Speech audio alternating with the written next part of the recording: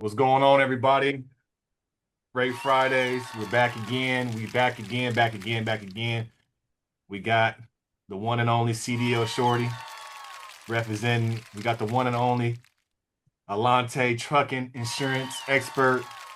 And we just got the man behind the scenes, Marcus Lewis. I'm nobody special. The myth, the legend. I'm always gonna say this. I'm just the point guard. I'm just throwing the lobs. Just playing Okay. point. I got these superstars around me. But Kyrie Irving. in this episode, we're gonna talk about a couple things. We're gonna talk about why is there high driver turnover. We got the low retention for drivers, and another one that CDL brought up is mega carriers misusing driver federal training funds. So we're gonna get more into that because I don't think a lot of people know about that because CDL he's boots on the ground.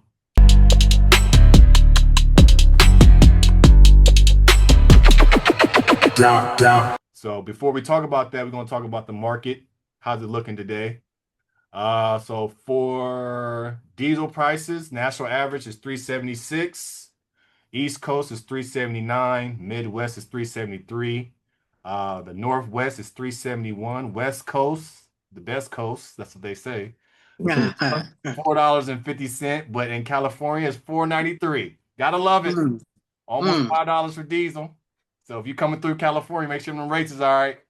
Then we're gonna look at the spot market real quick. Spot market we got for dry van, $2.07, up 5 cents. Dry van is up 5 cents, so we got $2.07 a mile. Then we got the reefer spot rates is $2.44, up 7 cents. Okay. Flatbed, $2.58 a mile, up 1 cent. Okay. Then we're gonna look at the load to truck ratio. What we have now is for dry van, a little over 7.5 loads per truck. It's up over from last month, which is 579. So we got some increase, but it is cracking in the South. The South is getting those loads. Okay. So for reefer, we got load to truck ratio 14, which is up from 10.3 from last month. So 14 loads per truck. Again, the South is killing it. You guys are killing it down there. Flatbed, we got load to truck ratio 27 loads per truck. Whoa. Up for over June, which was 24.8.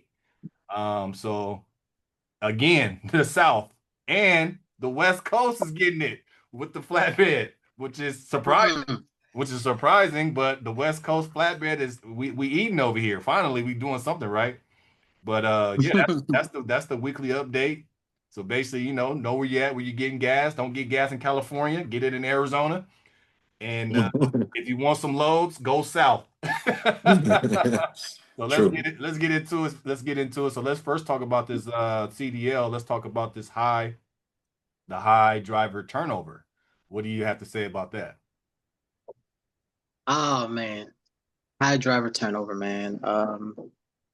It's just it's crazy because they say that they need drivers. They say there's a driver shortage, but when you look at it, it's 94% turnover rate just this year alone. Just last year and this year alone. And then back in 2021, 2022, it was at 91%, But when you think about it, it's like, why is it such a high turnover? Why are they not paying drivers? Well, you have to have X amount of money, and well, not X amount of money, you have an X amount of drivers in your company to actually apply for government grants, federal funding, things of that nature. So that's what really I found out, and I'm still continuing to do my research on that because I really want to know, what's unlocking these government grants and things of that nature because it's too many, turnover rate is too high. So that's the type of thing that I'm looking at right now. Alante, what's your thoughts on this high driver turnover? What do you think? Why is this happening? I just think it's the condition of the market. It's a reflection of the current state we're in. I would say, it's a balance. It's a lot of things. Lack of respect, long hours. And it's like the new generation that's getting in it don't like to play by this old rules, which was long hours, being out there an extended amount of time. And in the midst of all this, the pay isn't consistent right now. So, I just think it's a current condition of the market. Now, can it change? Yes. I don't know, man. It's just too much disrespect going on right now, in my opinion. It's like don't nobody respect the trucker and people just getting out of it. But it's also the challenge that I would also ask, I would also tend to believe that there's still more people getting into it than getting out of it. Yeah, I think the high driver turnover, I think it's a play on both sides, right? I think if you look at it on the company side, they're telling you the dream. Hmm. They're not telling you and being honest with you and telling you what this business is actually all about. And then you have it on the other side where I think the driver is just not being educated and they're not understanding what they're getting themselves into. I think they're selling themselves the dream and thinking that, oh, what I see on social media, this truck driver is making all this money. I'm gonna make all this money myself. So I think it's a play on both. It's like the driver, the companies, they're selling the dream. Oh, you're gonna make all this money? Yeah, yeah, yeah. But then the driver believes that and not do their own research and understand, like, yo, this is not what you think that it is. So it's like people make it look like it's, these all this money is unrealistic, but really you have to do your research and understand, like, okay, that's why, you know, a lot of people not in this. It's because once you get into it, you think it's going to be all glitz and glam, and trucking is not that. It's a lot of hard work. Well, not to interrupt CDL, because I know you're about to go in. Hmm. While it is 90% per year for turnover rate for larger carriers, private owned fleets and smaller fleets experience a 15% turnover rate. Hmm.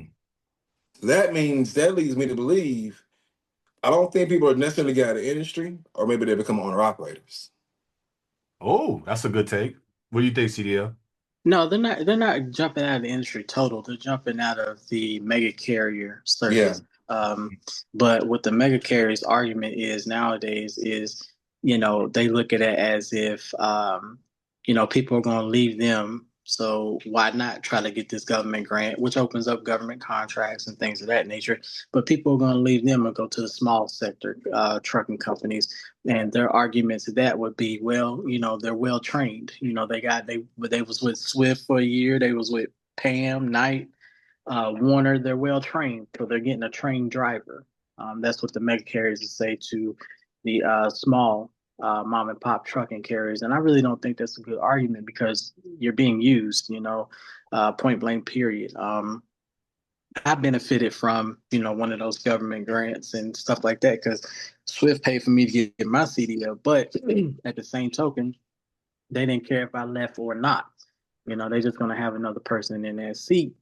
And then it starts to become a conversation when we're going to break the chain and break the cycle. You dig what I'm saying? So you think that the drivers are just a opportunity to make more money for mega carriers because of the grants? Yes.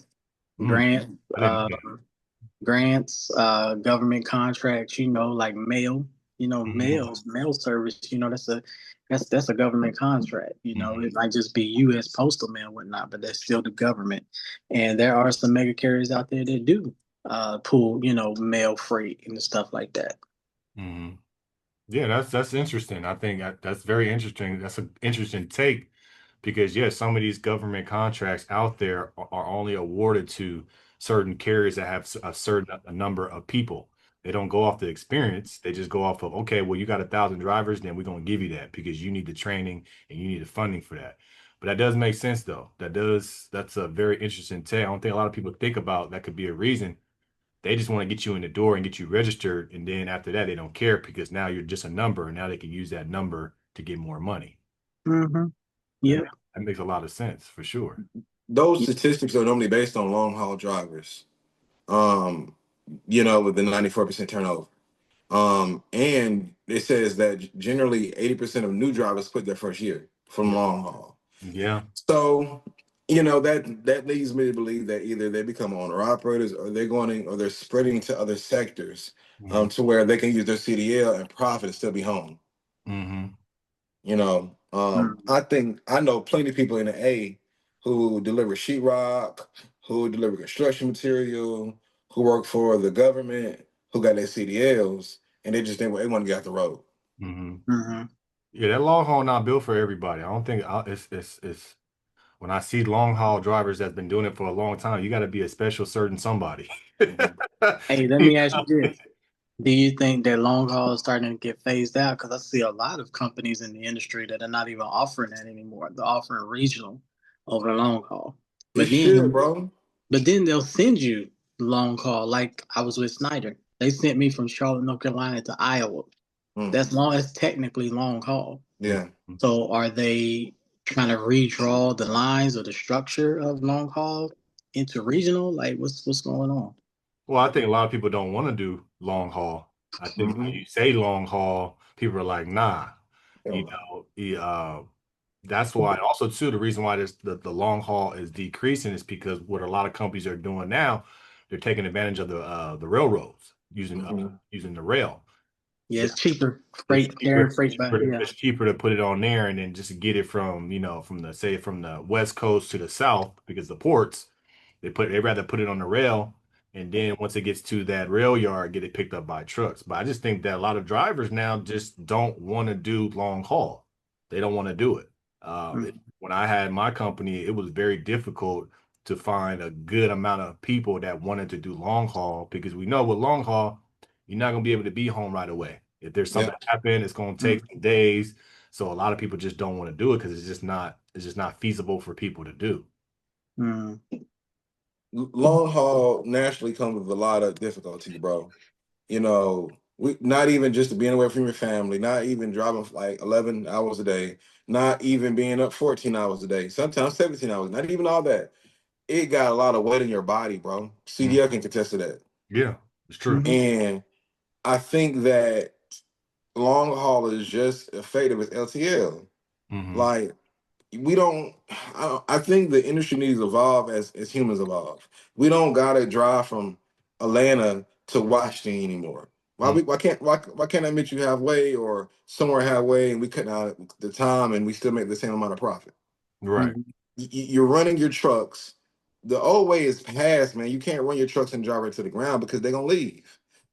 Now, there are a certain token few people who prefer that, and I'm all for that. I'm all for that. But man, you mix that with being away from home. You mix that with poor treatment at shippers.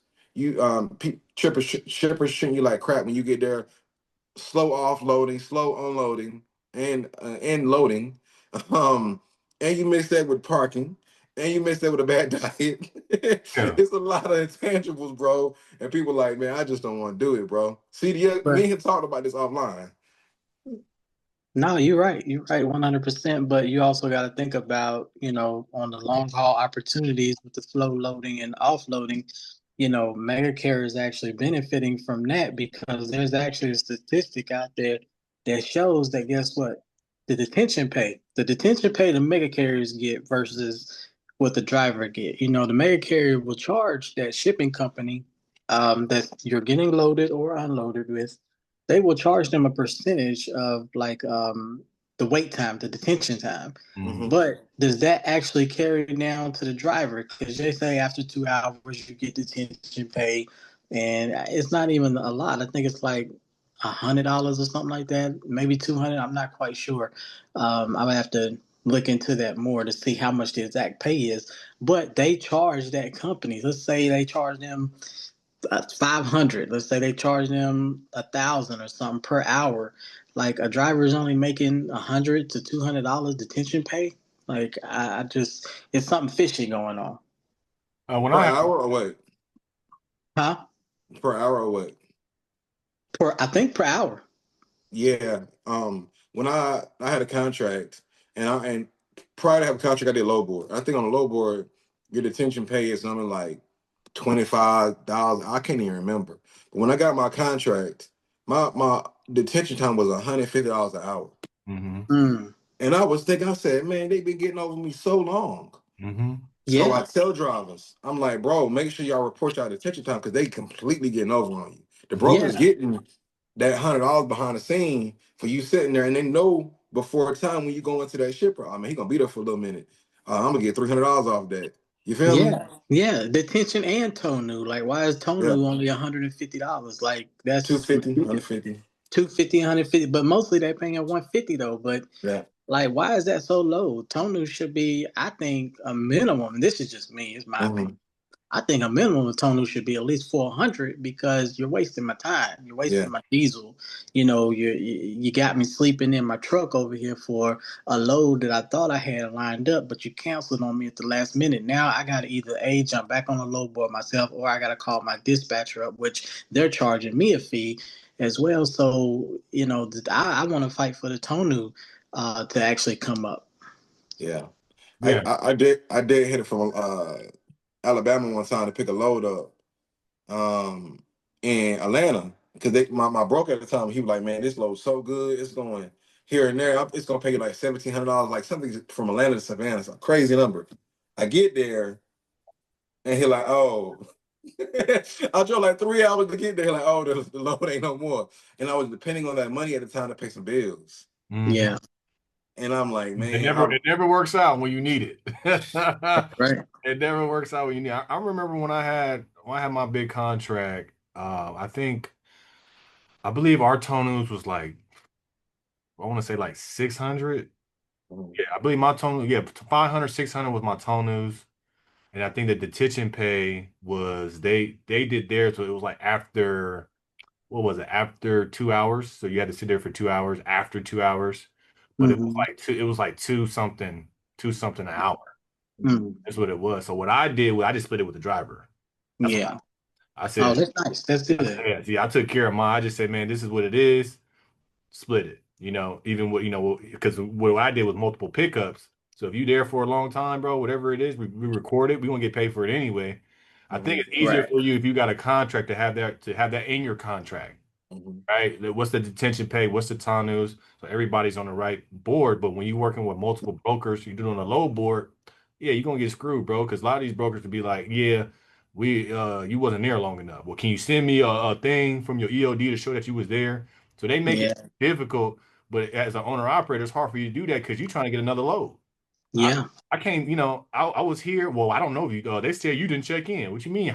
Who are you talking to? Well, give me the number. Or brokers play a lot of games with the money because, like you said, that's a backdoor way for them to make money.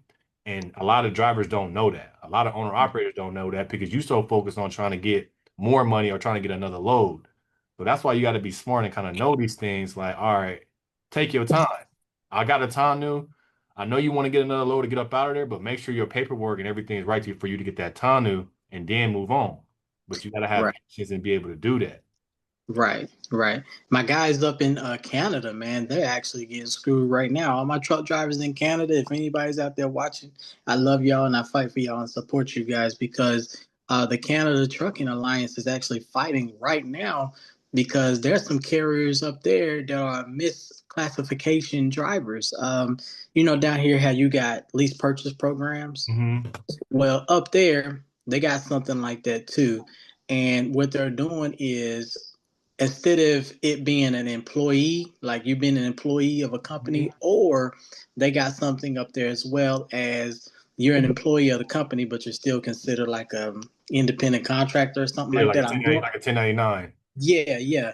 Well, they're actually misqualifying drivers, and they're actually saying that this driver is not an employee of this company and stuff like that. And this one guy actually went back, did his paperwork and everything, and found out that this company owed him actually $38,000 in back pay. Took him to court and everything up in Canada, and he's waiting to get paid from them now. But of course, they're going to stall him out. Yeah. But yeah, so I'm y'all be aware and keep looking out for this because I'm doing my research on that too because that's a very good story. And I found out that this trucking problem that we have in America, it's just not here in America. This is actually nationally global. Like mhm. trucking companies are getting over, and I don't know if I'm starting to get to the point to where I'm like, trying to say no to corporate entities or corporate trucking and things like that.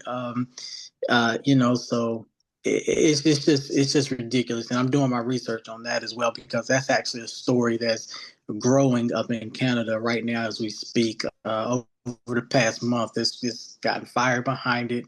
It's grown some legs, and nobody's talking about it. And I want to be the first to talk about it, but also want to be the first to be right about it. I don't want to be like, let me rush and put this out and put out wrong information. No, I want to put out right information, and I just want to let my Canadian drivers know that I'm behind them 100%. Well, that's one of the big things about trucking, even myself owning a trucking business. When you own a trucking business, you want to be able to have a company and be able to have your guys on full time, right? Mhm. And Yeah. this is the one thing I preach in trucking and to everybody that's in trucking. Just because you have a contract doesn't mean you're set for life. Doesn't Mm-hmm. mean you're set. Because just because you got that paperwork that says you got a contract for X amount of years, Mm-hmm. you can cut that contract tomorrow. Yep. Mm-hmm. And they know you're not going to do nothing. You're not large enough to sue. You're not large enough to go through those battles. So a lot of these bigger companies are doing that. They'll bring you in Yeah. and say, "We got the contract."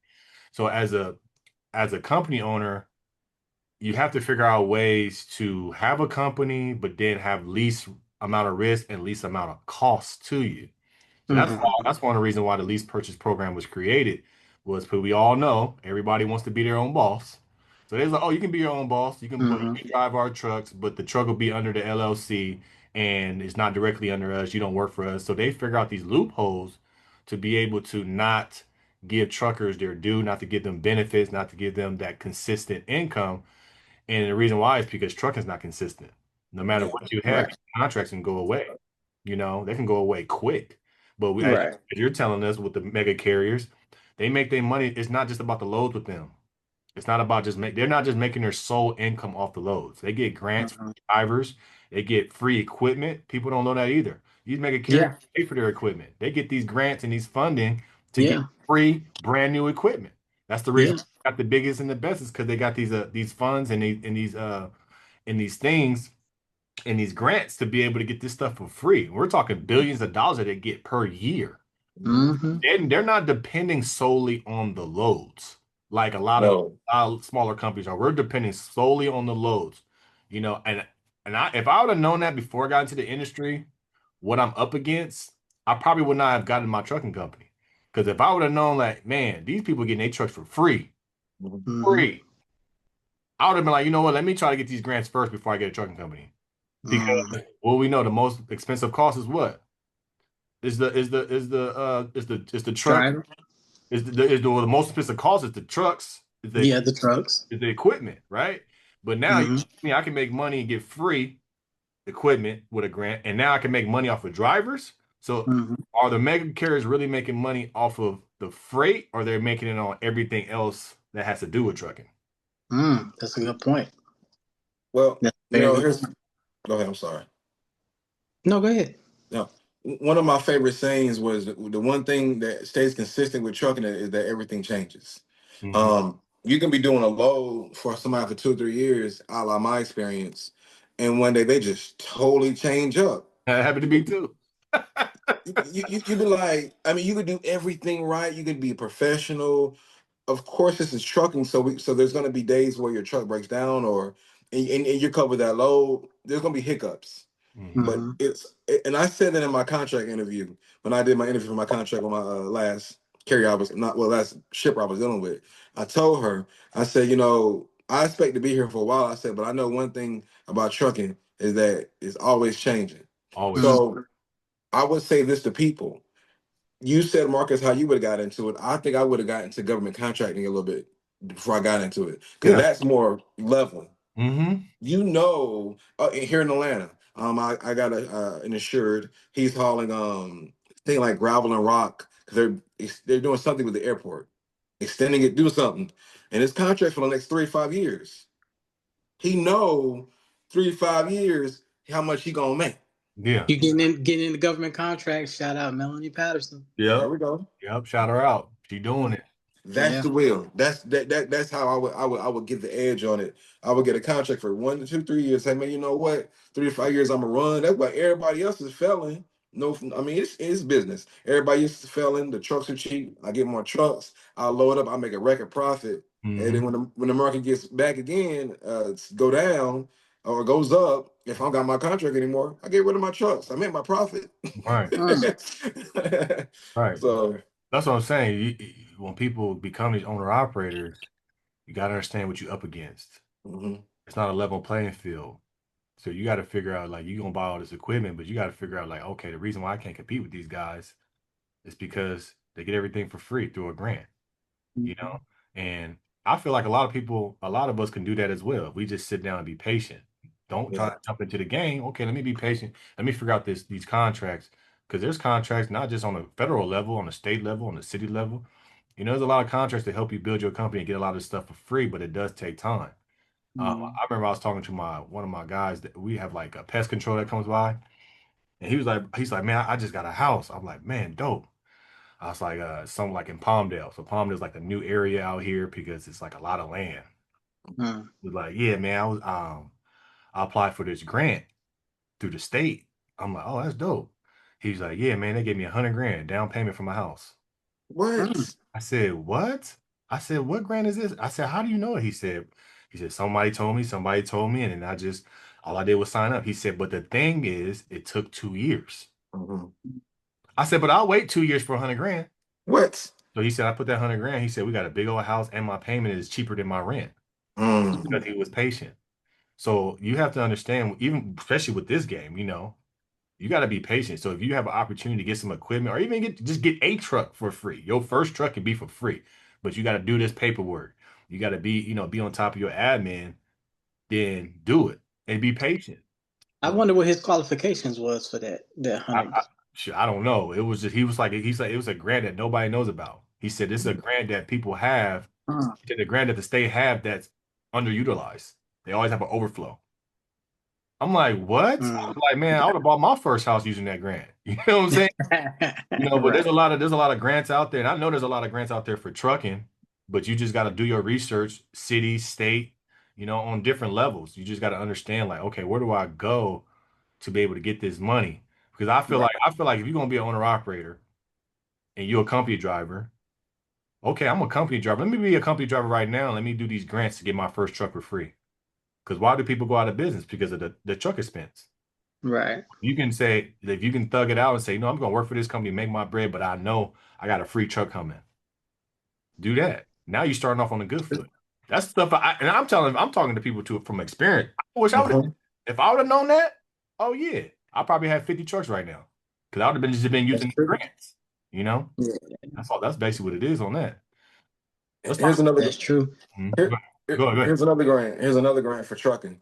And this for people out there who want to get in trucking, who don't have a CDL, who got a warehouse job, who maybe are unemployed. And I've said this on other platforms. The WOIA Act. Mm-hmm. That's every state. Every state has this act to where you can go to the unemployment office. You ask for the WOIA Act. It's a program to where it pays for occupational training. You Hmm. have to be under a certain poverty level. At the time when I got it, I had my wife didn't work, and we had two kids. Mm-hmm. And I think in Georgia, if you make less than 60 grand a year and you got two kids, you're underneath the poverty line. Mm-hmm. At the time, I was making like 50. I didn't feel like I was on the poverty line. Well, I they mean, said I thought I was doing you're okay. broke. You're broke. Yeah, exactly. They gave it to me. Paid for my school, bro. Changed my life. Right. Well, Paid for my Oh yeah, school. there's a lot of yeah. grants We like that for people out of prison too. My boy Yep. got Yep. a CDL. He got out of prison and he went to something like it's like a prison rehab, whatever it is, like to get your life back. And they told him about a grant. It's a federal grant, and they got him into a CDL school. He got a CDL for the free. Yep. We here in North Carolina. That's actually WIOA. We actually Okay. take WIOA. WIOA, your unemployment office, ncworks.com. They do that. But here's the problem with that though. Now that this administration, and I work at a CDL school, and I'm in tune with other CDL schools here in North Carolina as well. Now that this current administration has come into place, the money is dried up. Mhm. The money is dried up this year. It hasn't been a lot of WIOAs coming through. A lot of NC Works unemployment offices coming through. The money is mysteriously dried up, fellas. So Why do you think the money's dried up? I don't know. I don't know. I don't know. And I can't really speak on it because, I like to speak factual data and stuff like that. And I just haven't done my research on that yet. But as far as I know right now, I don't know. Yeah, I don't know yet. It's crazy because the first year the administration was in office, they put a large part of their funding towards it. Hmm. And it's weird because this time is drawing back. I don't know, man. I mean, that's one of the things where, you have to utilize it and get in while the getting's good. And maybe we just overlooked it. I heard that a lot of people wasn't using it. That's why they were in Georgia was pushing the people to get it. Like Hmm. use it, and they said it was enough people using it. And since it wasn't, they were gonna take funding from it. That may be why. I know Goodwill too. Goodwill is another place that pays for a CDL as well. Hmm. Yeah. So that's what it is having these opportunities. And maybe we should just start doing that for each episode, a grant of the week that we can find to help people get some Oh, I funding, like that. to get some funding and get some money and start their career off right. Because that's the reason why people fail in this industry, bro. Yeah. We always say it's not, there's a lot of people that get into the industry, like you said, that want to change their life around, that want to do something for themselves, that want to provide, live a better life. I feel like trucking is a great second chance for people that get out of prison. A lot of people ain't gonna hire you anyway just because of your record, but the trucking Hmm. industry will bring you in. They welcome you with open arms. Hmm. But a lot of people want to be their own boss and be a business, which is fine and dandy. But then you make these decisions where you're spending so much money and you go broke. But if you can get Right. this stuff for free, yeah, it may take a little time. You have to be patient. But if you can get these things for free and be able to continue your business, start off on the right foot. Like I said, I'm speaking from experience. If I knew about all these grants, bro, I would not spend any of my money. I'll just be like, Right. oh, wait. I'll wait. Bump it. I'll wait. I'll wait for these little grants. I don't care if Right. it's 5, 10, 20,000. I'll use it. Even for my CDL. If I knew there was a grant for CDL, I would have got a grant for CDL. I For paid out of sure. Hmm. my pocket. You I know what Hmm. I'm did. saying? Like, and it's not cheap. And then what I would tell people though is that you get these grants, man, but make sure you go to a good CDL school. There's Right. a lot of CDL schools out there that know that you got this grant, and then they feel like they don't even need to teach you the right stuff because you got this stuff for free anyway. So Yeah, that's true. that's what my boy had to go through when he got his. He went to a CDL school that was terrible. So Dang. he had to go back to the office and say, I don't want to go to that school. I want to go to a different school. So Mm. a lot of these schools ain't teaching it like CDL. You know what I'm saying? They teaching it like you. You know, So that's what you got to be wary of. Marcus, when I was in school, Marcus and CDL Shorty, I was in school. It reminded me, I was so determined to get my CDL. I passed it my first time, Mm-hmm. by Same God's here. graces, everything. Mm-hmm. Bro, it was people in there who had the grant with me, just fucking around, playing around with it. Yeah. Yeah. Yeah. Don't play around with your blessings, man. If God gives you this blessing where you can go to school and it changed my life, bro. I was in there, I got everything I can do, getting there earlier so I can understand my script in regards to not cracked, not frayed, not bent, Oh my not dry rotted. Yeah. I Crack You woke hear up. broken or me? damaged. I woke up saying that. My wife asked me a question about not cracked, not afraid. Yeah, word, word. I'll be over there like not cracked, not afraid. Yeah. Yeah. Hmm. Yeah. We drilled that in people's heads, Boy, but man, you know what kind of do you do your CDO test and you go over yeah. that, you say it. I probably said it for things that I didn't even need to say it for. I just said it. Yep. Not cracked, not Mhm. afraid, not dented, not I just it's just you just go you like, bro, I'm pointing to this, I'm just doing it. And I just be like, man, these instructors or these people that do these tests, they gotta hear this every single day. Every day. I'll be Every like, day. Mhm. bro, I'll be like, see, that's why I'm not the test, the guy to do the test. I'll be like, man, you said it right the first 10 times. Yeah. Just get in and start driving, bro. I know you know your stuff. You know what I'm That's saying? how they did me. Yeah, but that they was just my guy was just like he was just like this, and he was just looking at his phone. He was just like, "Yep, mm-hmm, yep, okay, Man, cool, good." I'm like, "Dang, that's crazy." I tell my students now, man, it's so ingrained in my head, and me being an instructor, I hear it 100 times a day. I always just, no matter whether it's rubber or anything, I always say properly mounted secure. Yeah, property manager I secure. always Yep, say Yep. yep, properly mounted yep. secure. Property manager secure. I'll even say I'll say something stupid like my seat is properly mounted secure, not cracked, broken, or damaged. Yeah, Yeah. That's what I'm saying. Word. That's why I do the whole spiel, Hmm. yeah, the whole spiel on every single item. I don't care. yeah, I might yeah, miss something, but let me just say this whole paragraph on Yep. yeah. each item, bro. Th- Each item. There's no obstruction on CDL. my floor. There's no obstruction on my windshield. That was my Yeah, all of all that, bro. that. Yeah, for sure. ABCs when it comes to rubber, when I get no that abrasion bulges or cuts, Yep. all of that. I get that renewal in the mail for my CDL because you know all you gotta do is the medical exam. I'm like, I'm doing this because I ain't going back to do that again. That's No. right. That's right. Let me go ahead and take this physical real quick. Send this in. You're not about to That's How, right. how long do you go without having your medical card before you got to get your CDLs again? I don't even know. That's a good question. I don't quote me on this. I think it's a year. I think no, not a year. I'm sorry. I think it's like 390 days. I think you might have to report to DOT after your expiration date is up. Well, after that, how long before you have to go back to school to retest? Now, Ooh. now, see, I don't know. I don't know on that. That's a good question, though. Yeah. That's a good question. I just renewed mine. I want to say like because we got to renew it every 2 years.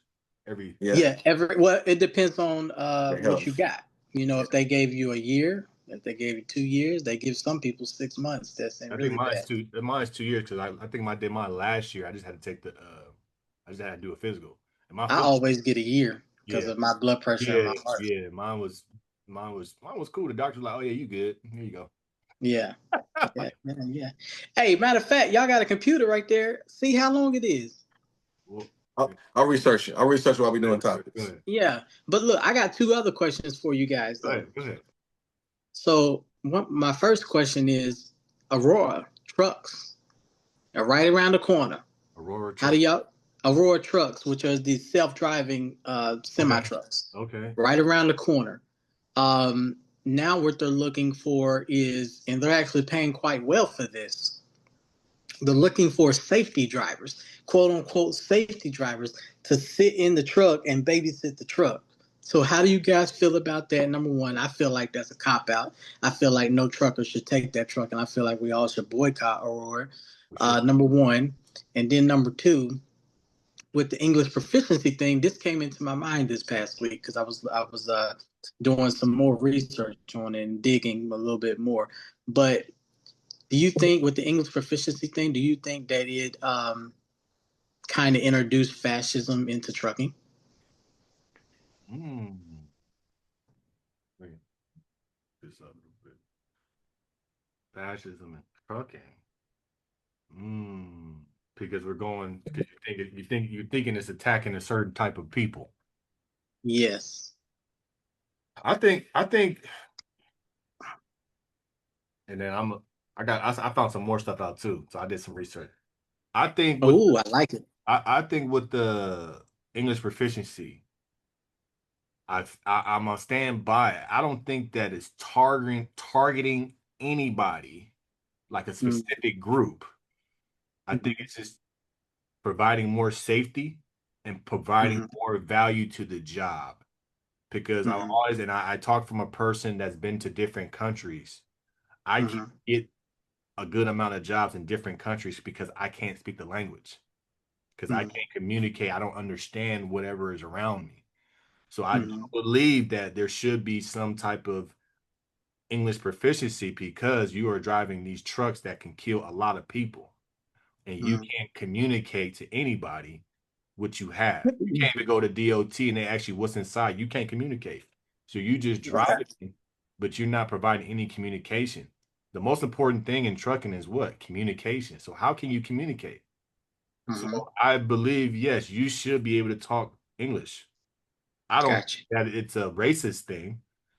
I don't look at it as a racist thing. I just look at it as, well, you come to this country to work, learn the language, because it's like that everywhere else. Mm-hmm.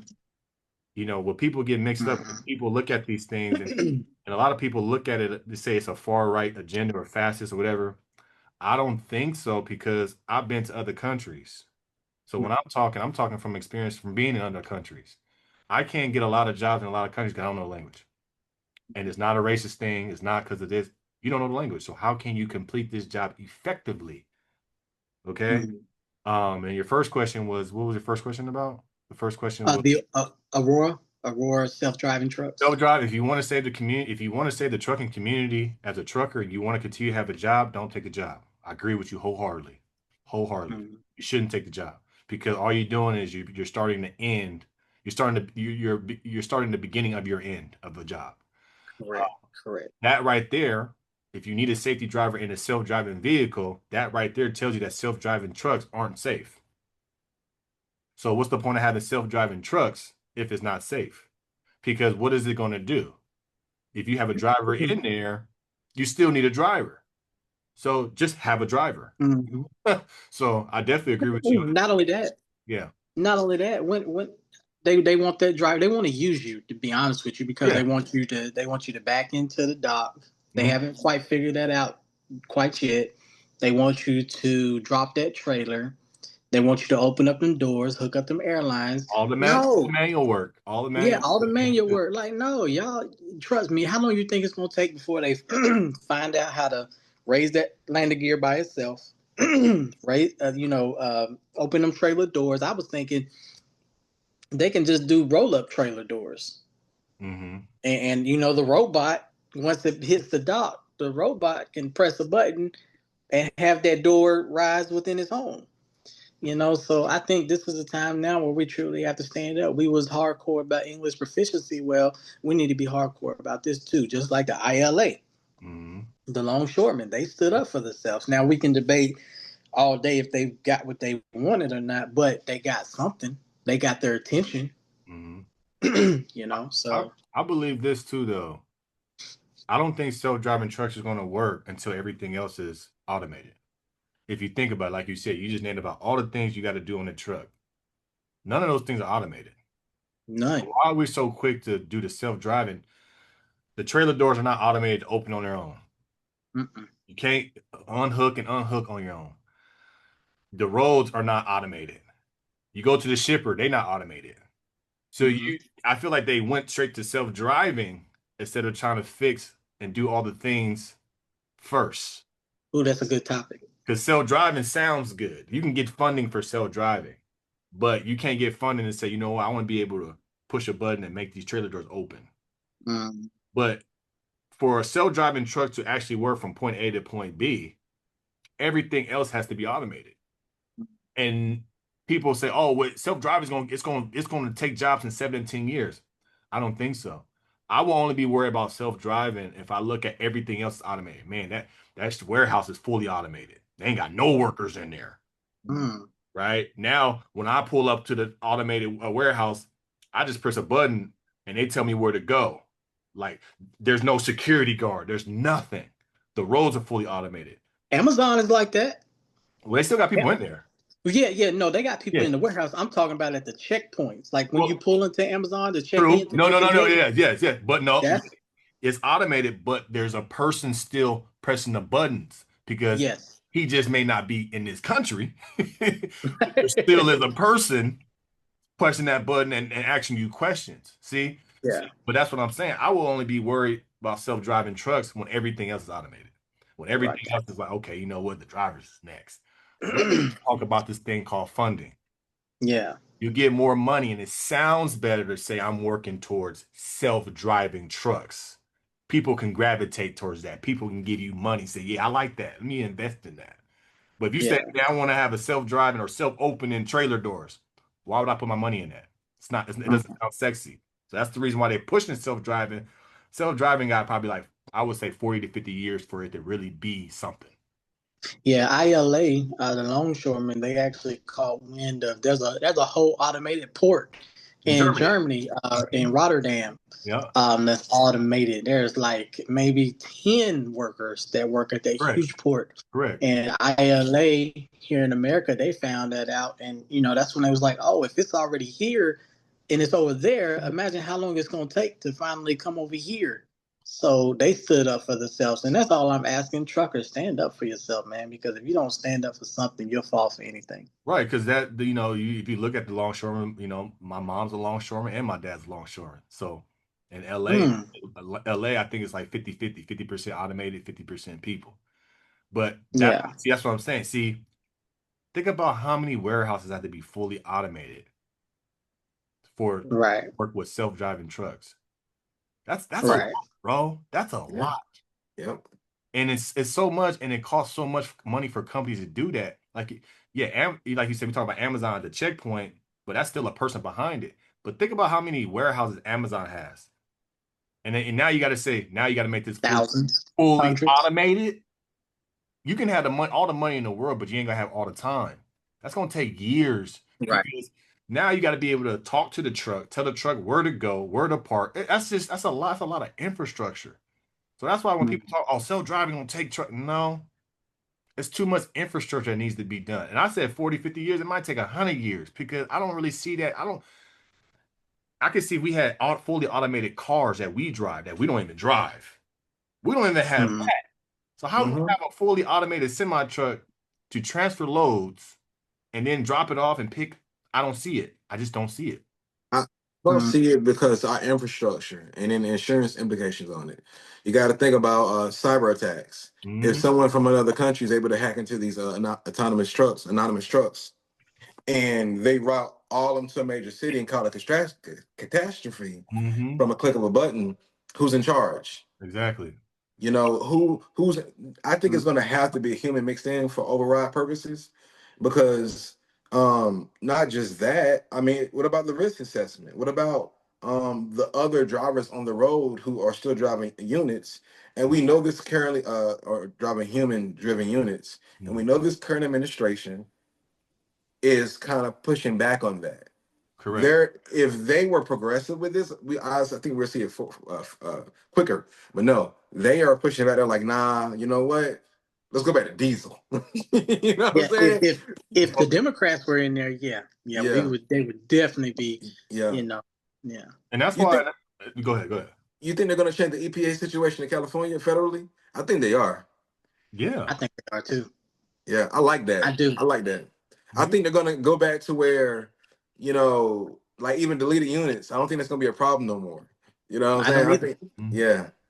You know, when I don't. you talk about California, man, like we should talk about these diesel prices. Why is diesel prices so much more in California? It's because California has these environmental taxes on top of the diesel. They get me so So, mad. the environmental stuff is like, my big thing about environmental. We care more, like especially in California, we care more about the fish than the people. We care more about this than the people. The people come first, man. The people is the one paying these bills. The people is the one paying for this gas. Give us Mhm. a break. We had all these fires and stuff. Why we had all these fires and they couldn't do nothing? Because they didn't want to route the water because of the fish. Yep.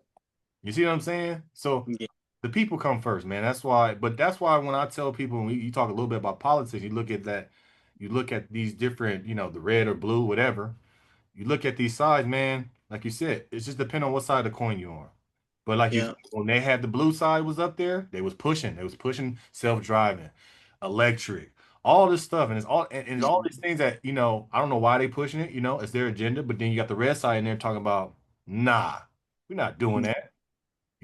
But then I think you got some people in there, and you probably had that in the older administration. Well, they probably were thinking with the right head. It was like, man, all self-driving trucks, they ain't gonna work. Why would Hmm. Oh yeah, yeah, yes, that? yeah.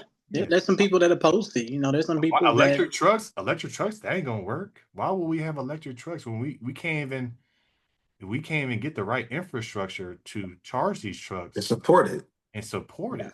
There were We, some people that filibustered it too, but the yeah, filibuster can only go so far. but that's the thing, man. You gotta look at this and understand the landscape and understand that, you know, just use your brain. You know Yeah. what I'm saying? Don't well, I had this conversation in the podcast and Making Sense we did yesterday. Use your brain, bro. Does it make sense? Does it make sense to No. you that we have all electric trucks? No. Does it make sense that we have, not, diesel prices so high in California, only in California? Does it Right. make sense? No, No. It doesn't. it doesn't. And it Self-driving doesn't. trucks, does it make sense? Just think about it. Take your emotions out. Take your whatever your allegiance is, take it out. And just say, does this make sense?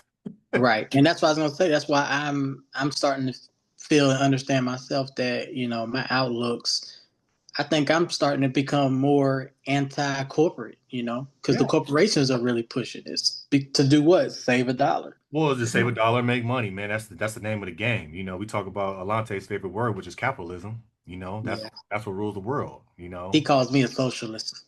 Yeah, I you're think more of a socialist, and that's okay. You know, you I know, think I think I think Marcus a little bit got a little socialism. you know. I just feel like this. I feel like this when we talk about politics. You know, I'm an American, bro. That's Yeah. Yeah, how I look at it. I'm an Mhm. yeah. American, bro, and I had a spirited me and my guy John. He's a brother as well, but we had a spirited conversation because he's a conservative with empathy. That's what he is. He's a Mm, Republican, but he empathizes with people, right? And I said, mm, bro, mhm, I'm an American, bro. Me too. I I'm care, remember I that. care, I care about America and what we got going on. Yeah. You know, I don't look at overseas and I tell people, oh, well, you don't care about the world. No, because I've been overseas and I hit people with that. And I'll tell you this right now, overseas don't care about what's going on over here. Word. So that's the mentality that I have. So like when we talk about the English proficiency, bro, if you can't speak English, bro, you shouldn't be working in our country.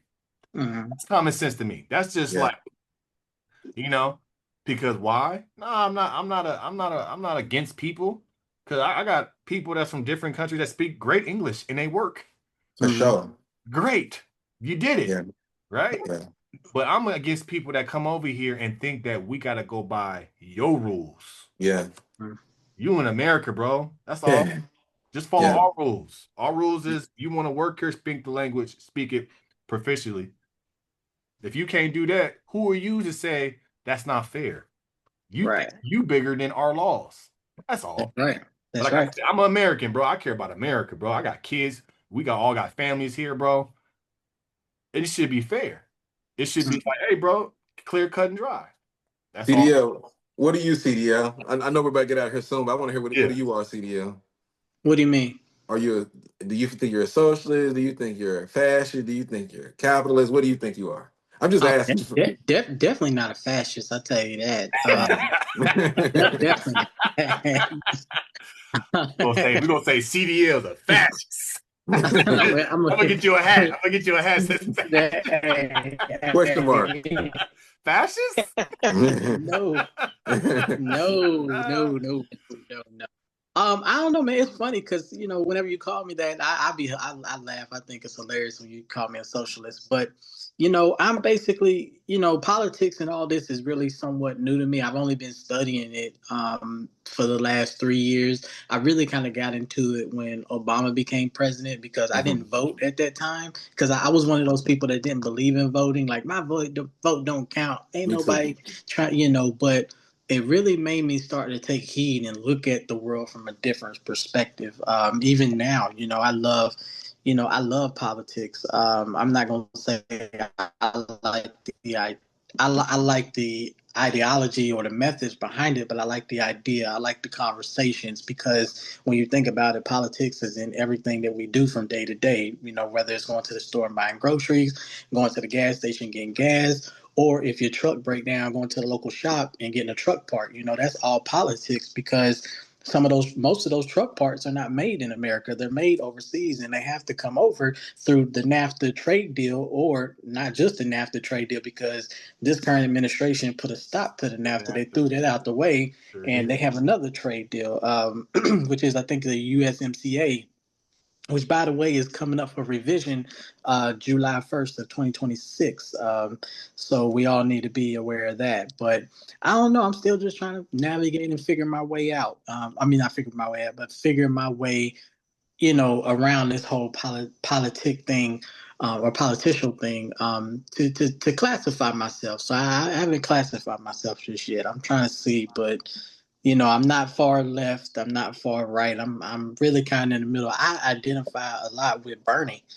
Bernie Sanders. But he's got some far stuff out there too. So I kind of pull back on that aspect too. But I'm still trying to figure it out. I think the best thing, because people ask me which side I'm on or whatever, I really tell people I'm more of an independent, Me too. Yeah. right? Because an independent does what? They think independently. Mm-hmm. Okay. I think how I think. It's Mm-hmm. not right. It's not wrong. This is how I think. I think when people try to class themselves and say, I'm this, it's like being in a gang, right? Mm. I'm with the Crips. I don't care. I don't care. Whatever we doing wrong, whatever. I'm with it. Mm-hmm. But some things that you're doing in that gang is wrong, right? And you know it. Like Mm-hmm. I can't. I got so much loyalty. Mm-hmm. I think people need to be loyal to your own thinking. Think how you Mm-hmm. want to think and don't be influenced. 100%. Don't be influenced. Because there's some things from the right and there's some things from the left that I like. Mm-hmm. Me too. And there's nothing wrong. And there's nothing wrong with me admitting that. But some Yeah. people have a problem with that. They will say, choose a side. I don't want to choose a side. If I'm Yeah. gonna choose a side, I'm in the middle. I'm Switzerland. I'm neutral. I, Right? And I use my common sense. I just think with today, people don't use their common sense when it comes to this political stuff. Use your common sense, bro. What makes sense to you? Use your logic. If you want to give me a party, Republican or Democrat, I'm the logic party. yeah. Mm-hmm. That's who I I am. like What makes sense? What makes sense? Let's take the ego out. Let's take the loyalty out. Let's take all that out and let's just think about it. Does that make sense? that. Right. I like that. Eric, does that help You with know your what's funny is that I voted for both Obama and Trump. So I'm truly right in the middle. right? You You know, I switched up. love Obama. I like Trump. I love Trump, some stuff he do. I like some stuff Obama did. But the reason why I'm a capitalist is because I just believe in a free market, to where I grew up in the South, grew up in North Carolina. My Mm-hmm. granddad, he had a pickup truck. We would wake up in the morning, we would haul cardboard. And that's how he made his income. Right. And my other grandfather, he was a dope boy. He Mm-hmm. was a big time. He actually got locked up with Frank Lucas. Mm-hmm. Back in the day. So I just believe in free enterprise. I want to operate in a country to where, and I think that's why a lot of immigrants come here, because their countries don't have free enterprise like we do. You Mm-hmm. want to come here, be able to offer a service, and how well you offer that service, a la trucking company, a la a bricklayer, you can scale and you can provide for your family based off that. That's the central hood of Right. America culture, and freedom of choice. Hard work Now, and innovation creates ownership, and that creates where we're at now. Mm-hmm. now, capitalism will go on and say, "Hey, we got budget cuts coming. First to go is the employees." It's What true. you think about that? Because the first to go will be the drivers.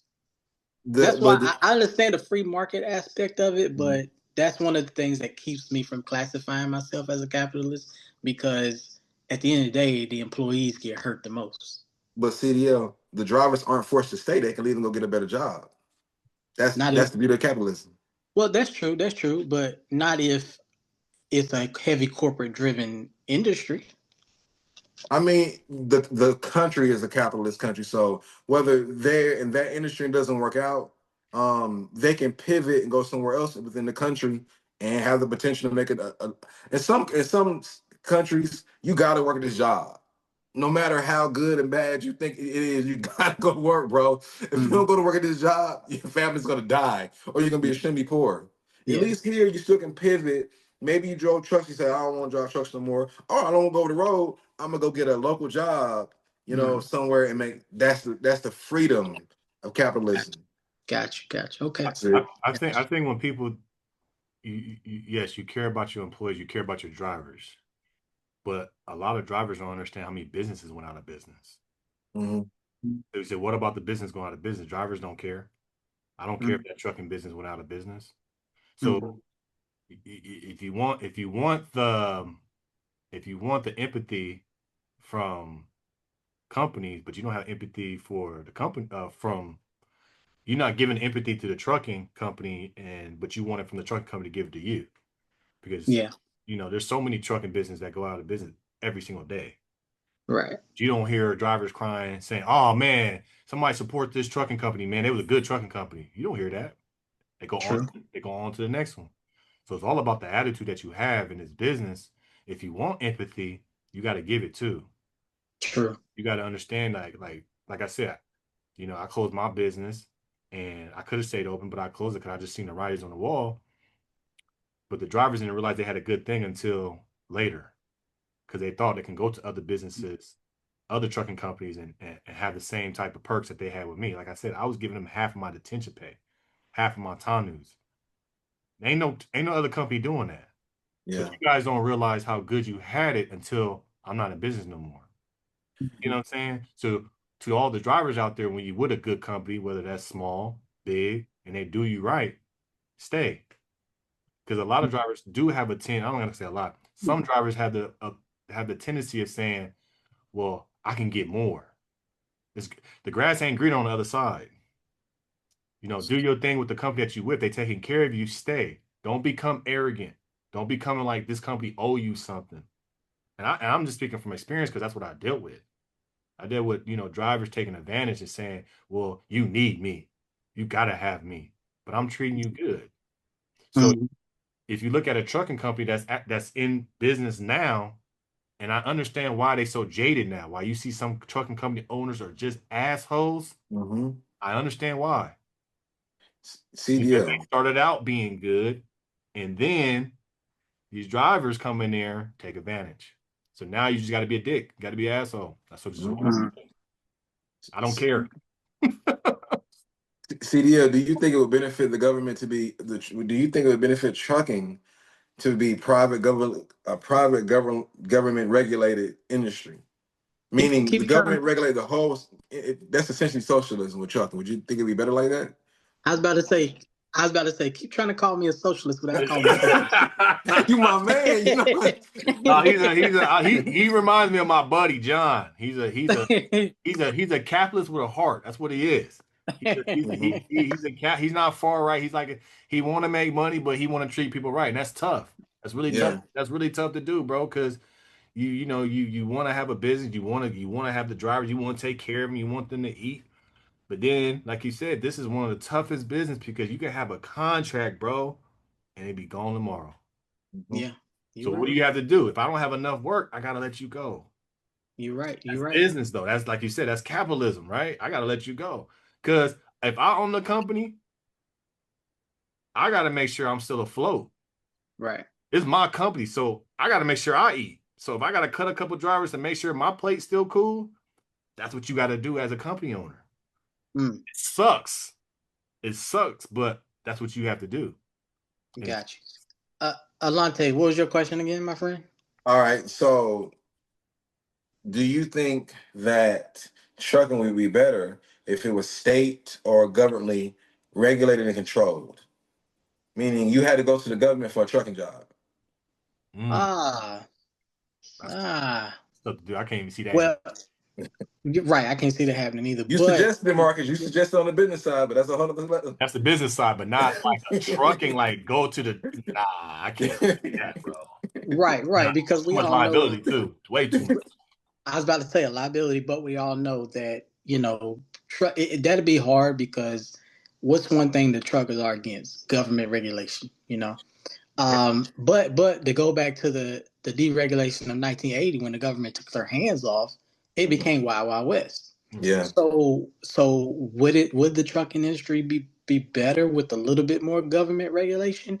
To be honest, and a lot of people are about to hate me when I say this. To be honest, I say yes. I say we need something right Yeah, now. I told y'all that about the business side, bro. I'm saying I believe the government need to step in and make things necessary and make things certain laws for people to do certain things just to I don't. Yeah. just give I you think you give the government an inch to take a mile. I don't think so. I don't think the government, I don't think when you get to put the government involved, they don't do enough, bro. Because they don't Well, have we got the government involved with the English proficiency right now. and look what that's doing. Look at the rates. Rates going up. Load to truck ratio is going up. They're Thank enforcing a you. already they're enforcing an already set in place law.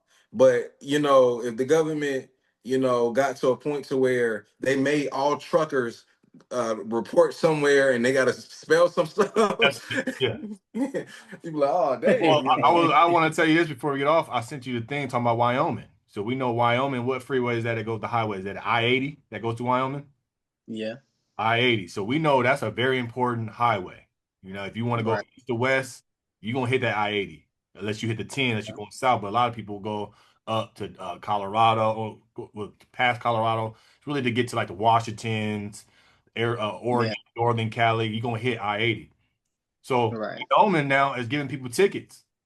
If you go through here and fail the test, they will give you a ticket, and also I think they will put you out of service. So why? Yeah, but they haven't really been putting a lot of drivers out of service. They've been Yeah, giving tickets, but they if we haven't give put a tickets, lot of yeah. them But out. I saw that's what they're doing. But Yeah. I'm telling you though, it may suck for the people that can't pass the test, but everybody else that can pass a test, they making more money. Well, guess what? Have more value. Y'all know how I feel about the English proficiency. That's number one. You love it. But You number love two, it. huh? I say you love it. Which, oh, see, hey, I was about to hit the hang up button. But to be honest with you, I'm sitting back and I'm laughing at the brokers. I think now with the broker transparency really getting Yeah, fire behind it, and then with the yeah, brokers getting hurt, brokers exactly. are getting hurt by this English proficiency thing, and I'm just laughing. I'm laughing. I'm laughing. I'm laughing because at the end of the day, they feel like they honestly don't need us, and you do. Because before it was I can get anybody to run this freight. Now That's right. I have less people, and now I have to offer more money. Like I said, we looked at the numbers. Capitalism. The numbers, yes. But see, but Oh, look, he just no, had to no, no, throw no, that no. in there. See, but see He this just right, had to say that. this right here is a little bit of both. It's a little bit of both. Okay, so Mm, you're using this law to give people more money that in this industry that's doing it the right way. mhm. And like you said, it's hurting who? This is hurting the brokers. Now I can't call such and such, or I can't give it to this person, or I can't give it to this company because they got this drivers. Yeah, maybe the owner I Mhm. speak to speaks English, but the drivers they got don't. I can't give it to them. Now my freight's in Mhm. jeopardy. So now capitalism comes in now and says you need capitalism sometimes to push the social agenda. So capitalism comes on and says, you know what, look, okay. So now these brokers are looking at it like I can't hire. I got okay. Does your driver speak English? I got to make sure of that because I need this freight delivered. But that gives the truckers that's been doing it right, that speaks English, it gives them an advantage and it gives them value. So imagine if we had more laws to give them more value and put more money in their pockets because we want trucking to succeed. Yeah. Like I said, English proficiency, I knew that it was going to end up doing this, because the proof is in the pudding. The writing's on the wall. If we get X amount of people out, then, stuff is going to have an uptick. I knew that. Yeah. I just didn't like the way they went about it. They went about it a different way in my perspective. They went about it also in a way of public safety when we know they don't care about public safety. I would just rather for them to be truthful about, how You they ain't gonna went get about it. that. You ain't gonna get that. No, I probably never get it, but You'll get that. But yeah. that's the thing, man. Like I said, look at the data. Like my guy John, he always said he's a data guy. Look at the data. The data shows that whatever that rule they put in is helping the industry. We're getting more loads per truck. Look at that. Look at that. I More still want to talk to the CVSA. I want to see why they voted to take that out. to take what out? The English proficiency in 2016. They voted to take it out. That's why it's back on the books now. Well, I think that was DEI. who's the okay, I ain't gonna point no fingers, but who's the administration? That current administration, yeah. Exactly. Well, That was Obama. It's all yeah, about the Obama. agenda. You know, a lot of people see, look, a lot of people like Obama. I like Obama too. I like what he represents. I love Yeah, it. me too. Yeah. Mm-hmm. Obama, I'm gonna get people with this one though. Obama had a lot of the same um policies that Trump had. Mhm. He was against Mm. he was a he actually kicked out the most amount of people due to Mm-hmm. immigration. Yep. Mm-hmm. Strong People don't borders. know that. He also said in Mm-hmm. a lot of speeches, we shouldn't be all overseas. We should be focusing at Mm-hmm. home. He said all these things that Trump is doing. Mm-hmm. Mm-hmm. So but what it is though, somebody came to him and said, hey, chill out. Mm-hmm. Stop that. Yeah. Yeah. Stop. You got to stop that. Because even look, you look at Hillary. Hillary said the same thing about immigration. We got to have a stronger border. We got to stop letting people get in here.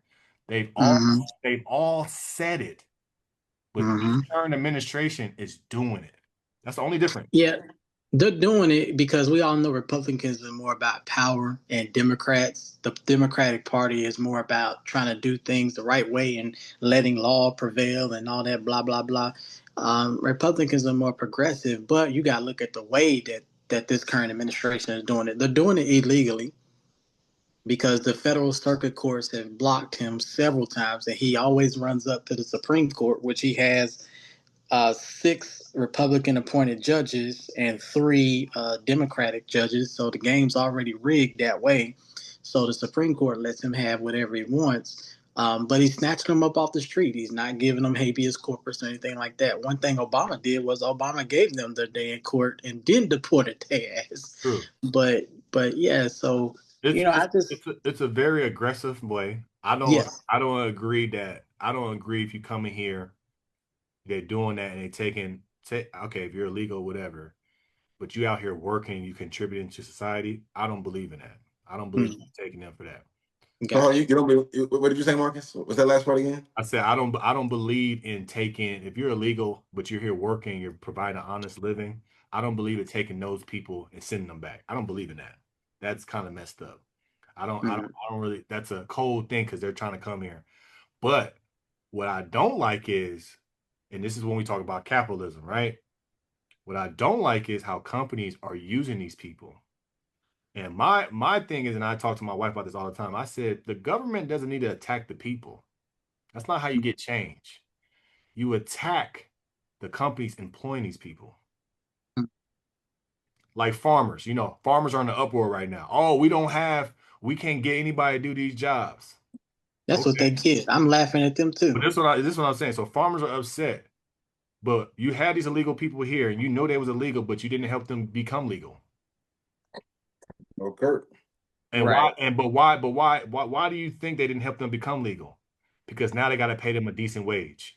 Mm-hmm. So that's when capitalism comes in. Wait. You want people, you care about the immigrants, but you won't pay them what they're supposed to be paid.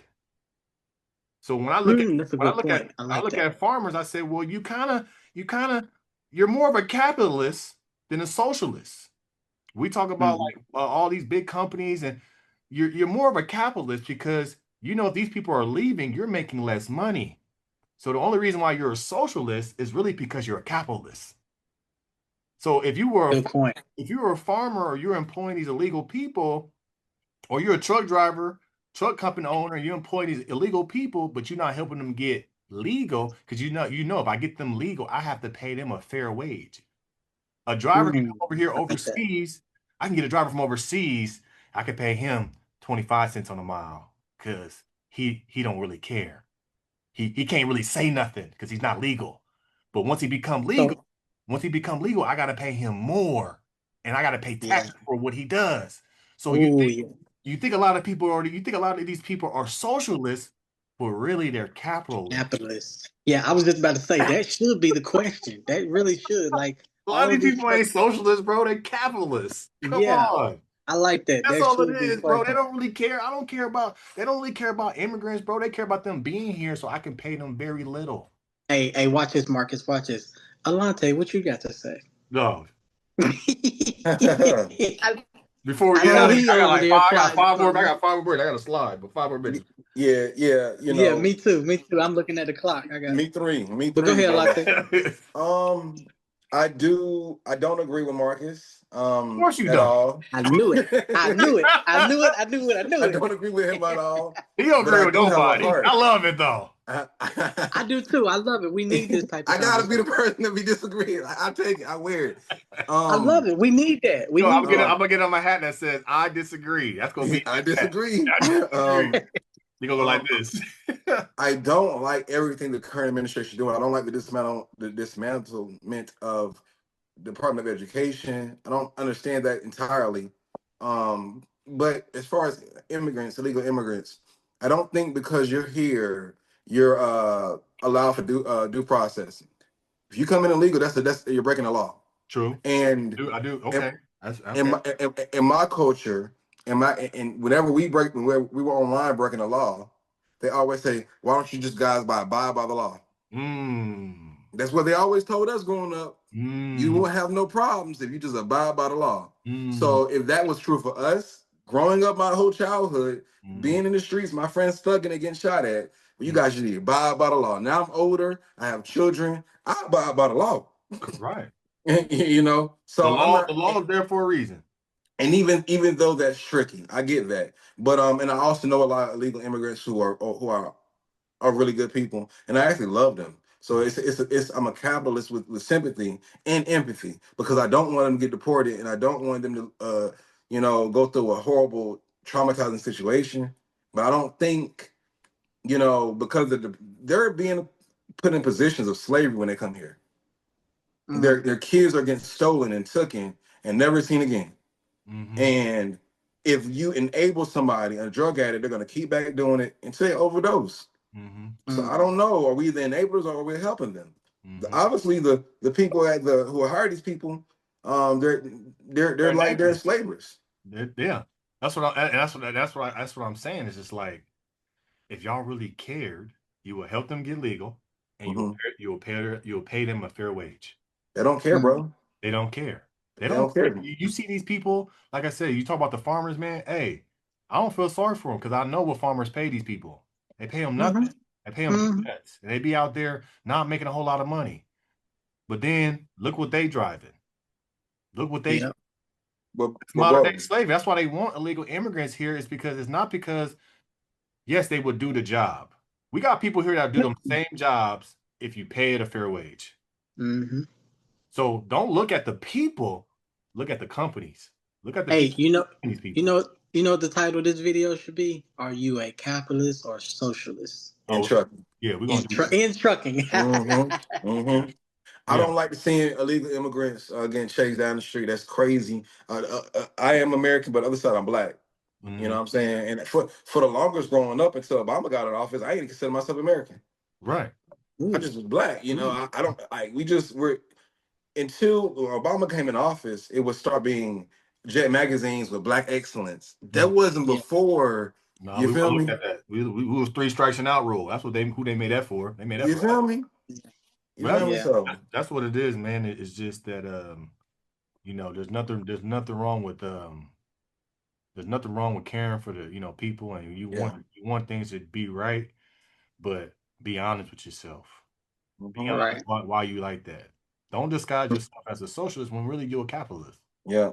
You right, know what I'm saying? That's what it is. yeah, A lot of these people I look at and you talk to them, I'm like, bro, I don't have nobody that work for me though. How much you paying? Well, I'm only paying this. Well, of course, nobody gonna work for that. right. Eggs is $9, $10 a dozen, bro. And you Mm-hmm. only paying $8.75? Mm-hmm. My face, bro. So you tell me I have to work an hour and 15 minutes to afford some eggs. You know what I'm saying? Ain't that some shit? Ain't that some shit? Like, if you really think about it, bro, like I said, I tell people be logical with this, man. Be logical Yeah, with this. yeah. A lot of My these people ain't socialists. They capitalists in socialist clothing, bro. That's what it is. I like that. I Oh like. man, these clips gonna be crazy, I bro. like that. my Oh, we got some good yeah. stuff. My faith in God won't let me to be empathetic towards another struggling being, whether it's an animal on the street or a human True, going through something. true, Yeah, true. So I just want the best. Like I think, and I've seen so many kids that I've been looking online coming across the borders, getting smuggled by truck drivers, getting taken, getting Yeah, sexually abused. We got daughters. yeah, You feel bro. me? And I got That's to a be whole nother empathetic of thing. that, bro. Yeah, that's what I'm saying, man. It's just these people out here, man. They talking the talk, but they not walking the walk. right, Everybody got an agenda. Everybody gonna hop on the bandwagon for their benefit. You know, right. there's so many things that's happening in this world, and they get mad at it. Like I was talking to my guy before I know we got about to close, but I was talking to my guy yesterday on this podcast. Um, we were talking about tariffs, real quick, talking about tariffs. And he was like, "Well, tariffs is this, tariffs is that." I said, well, "Okay, why?" I said, "Well, tariffs are actually." He's like, "Well, tariffs." He thinks tariffs is a bad thing because it's going to mess up the economy. And so once again, I don't look at the government. I look at the companies. Mm. If a company has a 20% tariff on their product, so if they made a product for $100, the tariff is $20. That product is $120 to make and get it from there to here. $120. It's only an extra $20.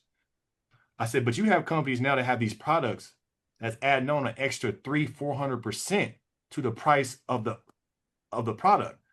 And they say it's tariffs. No, if it costs $100, it should only be charged. And you say you charge me $200 or say $200. But now let's put the cost to 220. But instead, what these companies are doing now, instead of being 220, they charge you 520. And they're saying it's tariffs. No, the tariffs only added a small percentage, but you using tariffs as a way to get more money out of the people. Mm. They're using tariffs as a way to blame. The reason why this is so high is because of tariffs. Bro, it's only 20%.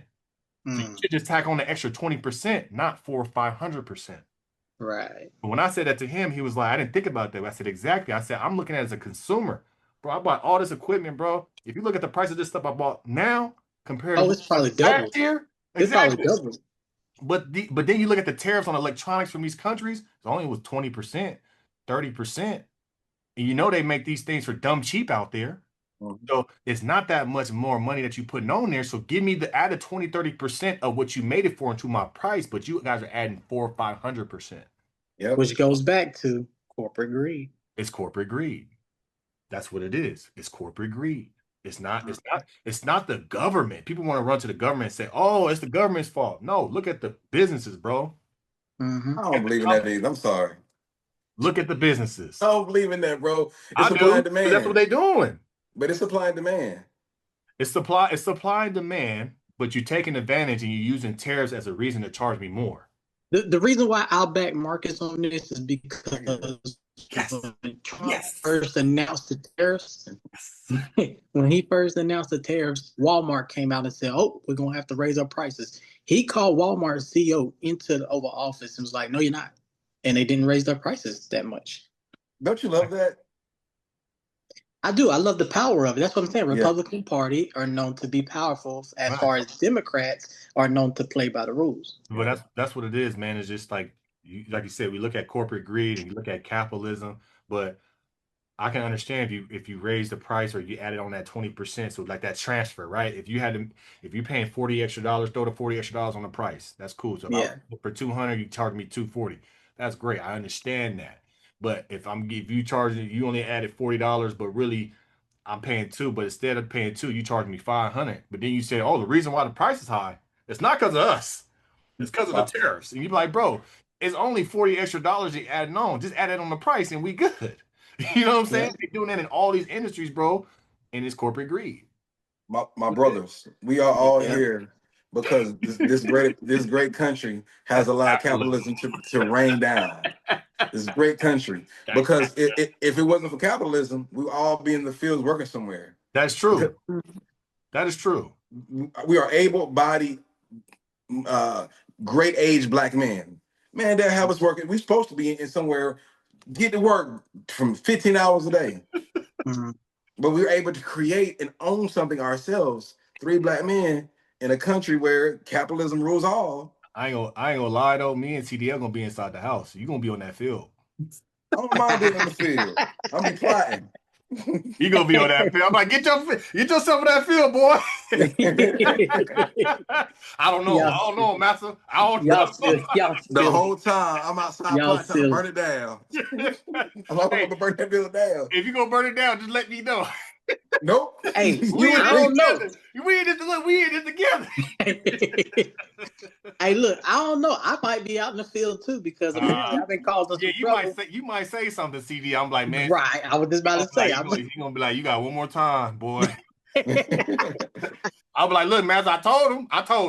Nah, CDL definitely be in the field. CDL not gonna want to be in the house. Fuck this goddamn house. No, they gonna throw me out there too. They like, you 6'8", 260, boy. Get your stuff out of here, bro. Right. We gonna need you to make some. They gonna be like, we need you to make some babies. Go ahead and make some babies. Yeah. I'll be out there like a bull. Yeah. They gonna stud me out. They gonna stud me out, man. Now, what's gonna get me in trouble is my mouth. I'm gonna end up saying something, and something ain't gonna be right, and then I'm capitalism right out there. Here's capitalism even in a situation. I can use my money I made on the side if to some slave did make money on the side with whatever jobs and buy my freedom. You can. Yeah. That's capitalism. That's capitalism. Yeah. So like I'm saying, capitalism works in certain ways. It just depends on what side of the coin you're on. Yeah. All right, we're gonna end this, man, just real quick. Let's do a quick, I guess motivational or what you want to see from the industry or what you feel, just a quick, couple minutes, and then we can get up out of here. You can start it off, CDL. All right. Well, for me, what I would like to see moving forward, guys, even within this week, is I would like to see more brotherhood amongst us truckers, even female truckers. I would like to see us all come together and love each other. Number one. Number two, I would like to see us all come together and stick together when they talk about replacing us and things of that nature. So I always say this every week: continue to educate yourself, no matter what. What you got? Um, right now, I've just been in my spiritual bag on my spiritual journey. I'm a big faith-based entrepreneur. I just tend to believe that on my chest it says, "For with God nothing is impossible." Whatever you guys do this week, put God in it, put God first, believe in yourself, and keep going. Don't let the outcome mess with your income. Mm. You know, Yeah. keep going no matter what. Mm. That boy a philosopher. I love it. Mhm. Alante Got it from CDL. Alante been getting more and more clips too, boy. He been coming with it, boy. I love it. I'm I trying to love heat it. up, man. I ain't trying to get dropped off. I love it. I love it. I love it. Boy, you started this thing, man. You on the front of the ship, man. I'm in the back. Yeah, you did start this last year. You really did. But I would do more. Like I got videos, bro. But I'm transitioning to life to where I can have more time to myself and I can do more clips. Hey, So, look, the owl is mad at you that you're not doing more. I know. dang, hey, it's an eagle. Oh, Eagle, my Yeah, bad. yeah. My bad. Basically, man, like what I would definitely say, just get educated, like CDO is saying. Get educated, man. Understand what you're up against when you get in this industry. This is a great industry. I know we may talk about a lot of things, controversial subjects, whatever, but this is a great industry to get into if you know what you're getting into. Uh-huh. Take your time. Be patient. Patient, patient, patient. You want to make money in this industry, you will with patience. Yes. Whatever opportunities you get, have a great outcome. Attitude, Mm. whatever you do, because that does affect your income. Okay. And then if we talk a little bit more on the political side, doesn't matter if you're capitalist, socialist, red, blue, Republican, Democrat. I don't really care. I would just say, I said this in my last podcast yesterday, be respectful of people's opinions. I always Mm. tell people when you have a conversation with people, you always agree. You're going to agree to somebody's statement or you're going to agree to disagree. And that's okay. Mm. That's what makes the country great. But if I don't agree with you, that don't mean you be mean to me. That don't mean you be disrespectful to me. That don't mean you stop talking to me. I'm my own person. But everybody needs to stop trying to be in with these groups just because that's the way they are and just think for yourself. I don't want Mm. people to think, bro. Just think for yourself. It's okay to have empathy. That's great. But think for yourself and think what is right for you, not because somebody else said it. Have your own Right. mind. So Right. I want people to concentrate, just have your own mind and just be cool with people. And it's good to have good conversation with people that's different and think different because you get to learn something. Yes. That's what it's about. Continue to learn. And the only way you're gonna learn is from people that don't agree or don't think the same way you do. Right. So, but that's the end of this episode, man. Freight Friday episode, is it 9. 9? Episode 9. 9. This is episode 9. We're gonna be cranking them out. We're gonna get more clips on this thing. Follow us. You can follow CDL Shorty, AV Jackson 28 on Instagram. Follow him on Mm-hmm. YouTube too. He has his own YouTube channel. We got the trucking insurance expert. Hell. That boy getting them leads. He's trucking insurance expert, aka life insurance expert as well. You follow him, That's right. trucking insurance expert. Follow him on Instagram and TikTok, right? That's right. Yes, That's Ooh, sir. right. Yes, sir. TikTok. Follow me on. You ain't got to worry about me. But if you do No. follow me on Instagram, Follow Marcus. if you follow me on Instagram, it's Mr. Marcus Lewis, The brand. LeBrand. The brand. I like that nickname. The The brand. brand. That's his name. The brand. Then we got I like it. late bloomer media. So at late_bloomer_media. Follow us on Instagram, follow us on YouTube, man. I think what we're gonna try to do is maybe next time I'm gonna look it up, see how we can do this on a live, maybe on Instagram or Facebook. So we're gonna try to get a little more, and then we get more questions. build that thing up. But we jumping on these followers, man. We getting about 25 to 50 a day. I love Yeah. it. Grateful for I everybody know who watches this. I know we talked a little bit previously in a private conversation about guests, but let's try to bring a guest on or something. Yeah. If you want to be a guest on this, if you want to be a guest and you got the right frame of mind and you open to different opinions, man, contact us on the Instagram, man, Yes. which is at Freight Fridays. But contact us on there if you want to be a guest and just really have a good, opinion, a good attitude, and actually have some data and some fact, and not just, just talking, Yes. keep talking. But yeah, man, let's just continue to do this, man, and just continue to keep it rocking. God bless everybody. And that's it. Y'all take care. It was a pleasure, brothers. Pleasure. Always.